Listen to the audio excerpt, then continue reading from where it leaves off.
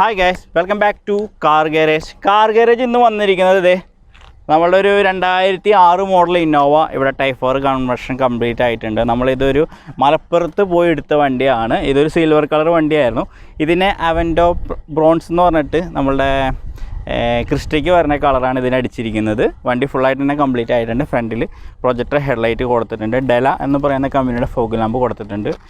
Front അണ്ടറിൽ lip കൊടുത്തിട്ടുണ്ട് കേട്ടോ, ക്രോം ലിപ്പ് കൊടുത്തിട്ടുണ്ട്. മിറർ ക്രോം, ഇത് 3300 നമ്മൾക്ക് ഇതിന് വരുന്ന റേറ്റ്. നമ്മളുടെ മിറർ ആകുമ്പോൾ അതിന് 11,500 വരുന്ന ഡോർജൽ മിറർ ഇൻഡിക്കേറ്റർ വാങ്ങാനായിട്ട്. അപ്പോൾ നമ്മൾ നിലവിലുള്ള മിററിൽ തന്നെ ഇങ്ങനത്തെ ക്രോം, ഇതിൽ പാർക്കും വരും. ഞാൻ ജസ്റ്റ് ഓൺ ചെയ്ത് കാണിച്ചു തരാം. ഇതിൽ പാർക്കും വരും, അതേപോലെ തന്നെ നമ്മളുടെ ഇൻഡിക്കേറ്ററും വരും.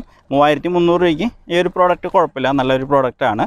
പിന്നെ ഹാൻഡിൽ ക്രോം കൊടുത്തിട്ടുണ്ട്. ക്രിസ്റ്റയ്ക്ക് വരുന്ന ബീഡിങ്ങാണ് നമ്മൾ സൈഡിലേക്ക് കൊടുത്തിരിക്കുന്നത്. ഇൻസൈഡിലേക്ക് പോകുമ്പോൾ നമ്മുടെ സ്പോർട്ടി ടൈപ്പ് സീറ്റ്, അതായത് നാപ്പ എന്ന് പറയുന്ന മെറ്റീരിയൽ ഇട്ടിട്ടാണ് നമ്മൾ ഈ ഒരു സീറ്റ് ചെയ്തിരിക്കുന്നത്.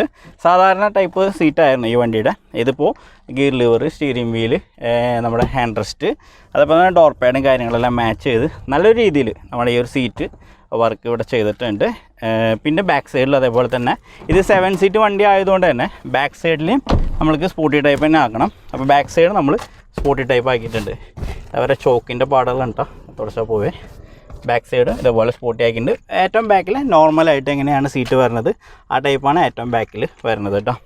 പിന്നെ ബാക്കിലേക്ക് വരണമെങ്കിൽ വണ്ടിയുമ്പോൾ തന്നെ ഉണ്ടായിരുന്ന സ്പോയിലറാണ്, അത് പെയിൻറ്റിങ് ചെയ്ത് വെച്ചു.